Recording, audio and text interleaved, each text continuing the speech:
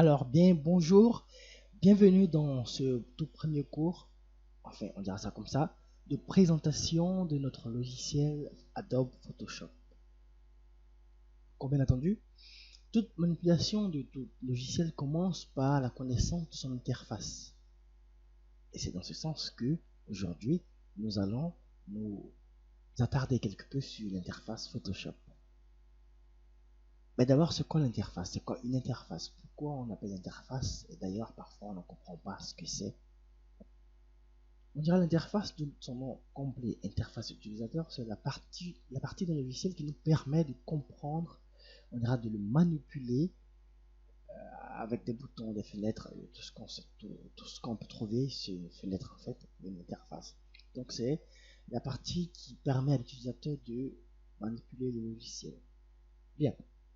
Maintenant, Adobe Photoshop. On dit que c'est un logiciel de retouche, de manipulation d'images, de dessins assisté par ordinateur. Oui, ça on le sait. Mais comment est-ce qu'il fonctionne?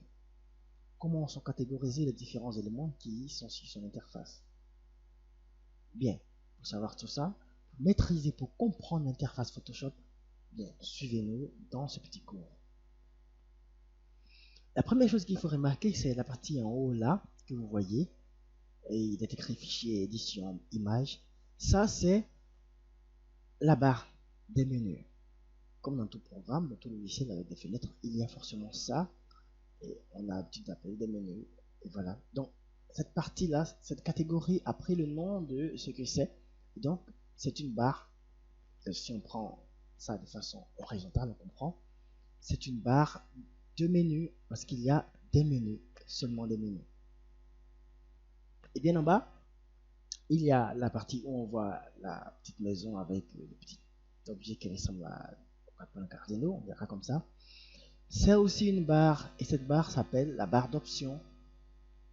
Une barre d'options. Oui, en fait, c'est une barre d'options où il sera affiché là différentes options en fonction de l'outil sur quoi on a cliqué.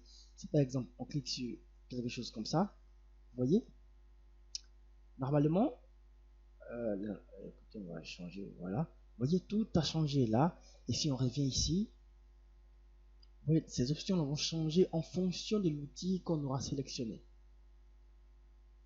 Bien, c'est pourquoi son nom, barre d'options. Le petit texte il est un peu flou, il charge un peu trop. Voilà, c'est comme ça. Bien, après la barre d'options, bien évidemment, il y a la barre d'outils qui est comme ça par défaut, comme une barre. Mais il peut arriver des moments où on va l'appeler panneau outils parce qu'il serait comme les autres panneaux et détachable aussi. Donc pour l'instant, on peut retenir barre d'outils comme comme le nom de cette partie-là. Dans la barre d'outils, on va retrouver tous les outils, on dira essentiels, tous les outils qu'on pourrait avoir dans un logiciel, qui nous permettront d'utiliser Photoshop et de procéder à des dessins et des manipulations sur notre photo. On le reverra dans le prochain cours. Et maintenant, dans la partie ici, la grande partie là, c'est l'espace de travail. On dira, on comprend pas l'espace de travail, on s'assoit là-bas. Non, en fait, c'est là en fait que tous nos travaux, tout ce qu'on fera avec Photoshop vont être. Et si on fait de la retouche d'image, c'est là que va être d'abord l'image qu'on va retoucher. C'est là qu'on va voir en temps réel, d'une certaine façon, le résultat de ce qu'on fait. Et donc, peu importe ce qu'on va faire, c'est ici qu'on va voir ça dans cette barre-là. C'est nulle part, c'est là. Donc, si quelque chose n'est pas ici, ça ne sera pas aussi dans le produit final ou dans l'image finale.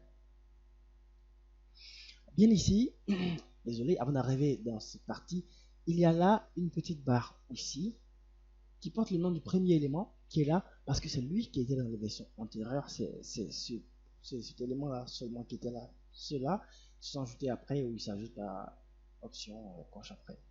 Bon, la barre prend en général le nom de celui-là qui est l'historique, donc ça devient la barre d'historique.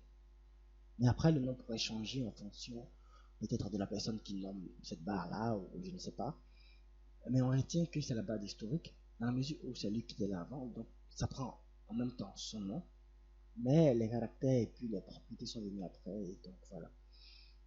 La barre a évolué, mais son nom n'a pas changé. Ensuite, là, bien à droite, il y a des couleurs, et on voit, il y a écrit couleurs. Et là, ici, maintenant, on commence à parler de panneaux, pas en termes de barres. Ce sont des panneaux, comme on pourrait marquer, c'est bien grand, c'est détachable, on peut les enlever, on peut les réduire aussi, comme ça. Ce sont des panneaux. Et ici, c'est nul autre que le panneau couleur, parce qu'il n'y a que des couleurs là.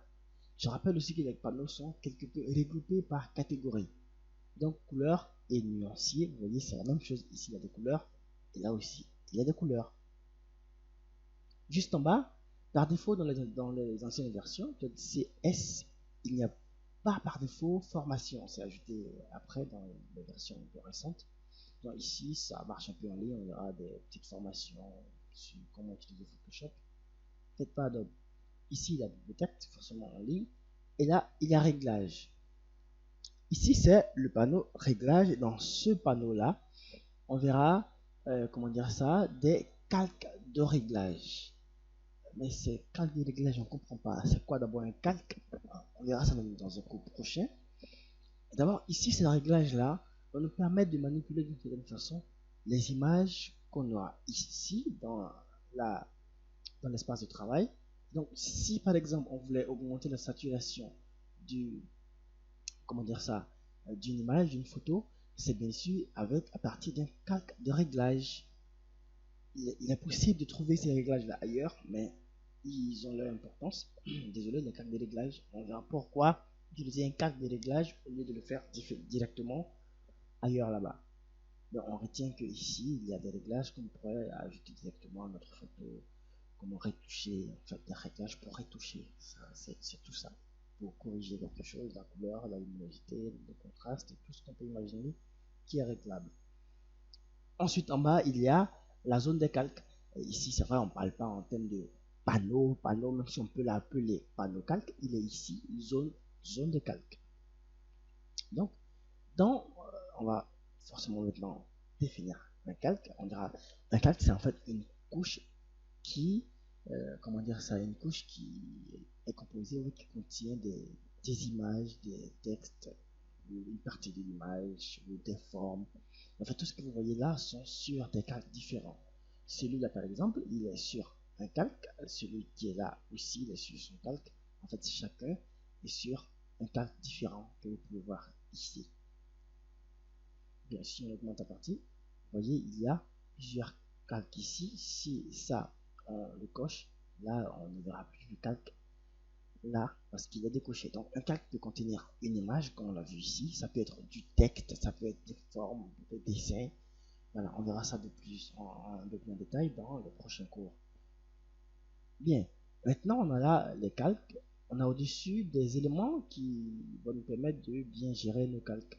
Comme par exemple, son mode de fusion. Par défaut, c'est normal, donc le calque il est affiché normalement, on le voit comme on le voit. Il n'y a pas d'autre chose qui va, comment dire ça, favoriser ou entraîner un type d'affichage de ce calque. Il est affiché normalement, mais on peut voir que là, il y a dit son mode de fusion. On peut voir d'autres modes de fusion qui sont là, voilà, quand on va l'utiliser. Dans le prochain cours, vous voyez, ça va jouer sur la façon dont est affiché le calque là par rapport aux autres. Ensuite, là, on a l'opacité devant le calque. Dans l'opacité, c'est juste pour gérer son caractère opaque. Donc, enfin, ça, comment dire ça, transparence. Et donc, si l'opacité est à 100%, bien, là, le calque est 100% visible. Si on le réduit jusqu'à 0, voilà, il devient transparent jusqu'à disparaître, en fait, à être invisible, parce qu'on ne voit plus, en fait. Il y a le fond, on verra ça. Pourquoi le fond, l'opacité, c'est simple, on verra. Il y a aussi ça, les options de verrou. On peut verrouiller ici, là, tous ces éléments qui sont là. On verra déjà le déplacement. On verra le redimensionnement et tout ça. On verra ça dans les prochains cours là-bas. À côté du calque, il y a couches. Les couches sont des couches de couleurs en fait. Le RVB et les rouges, tout ce qui est en bas. En fait, ces couches-là sont cochées par défaut. C'est pourquoi on arrive à voir toutes ces couleurs-là. Mais si par exemple on décide de décocher le rouge, il n'y aurait plus de rouge dans l'image. Si on décoche le vert, il n'y aura plus de vert. Voilà, on se sera compris comme ça. Bien. Donc, ce sont les couches de couleurs qui composent notre image ou notre espace de travail. Bien là, il y a les tracés, on n'en a pas pour l'instant. Pourquoi il n'y en a pas? Bon, on verra un peu plus en détail dans les prochains cours l'utilité et l'utilisation de chacun de ces éléments qu'on va nous présenter. Et juste en bas de la zone de calque, on a des éléments qui vont nous permettre de mieux les gérer, les supprimer, créer un nouveau calque, les grouper, créer des masques, créer des calques de remplissage. On verra tout ça dans le prochain cours. Donc, comme on l'a dit au début, ce cours, c'est un cours introductif qui fait partie bien évidemment de l'introduction de Photoshop. Mais c'est un cours sur l'interface. Et donc, pour récapituler, on verra. On a dit que la partie qui est en haut ici, où sont situées les différentes options comme fichier, édition, image, sont la barre d'outils.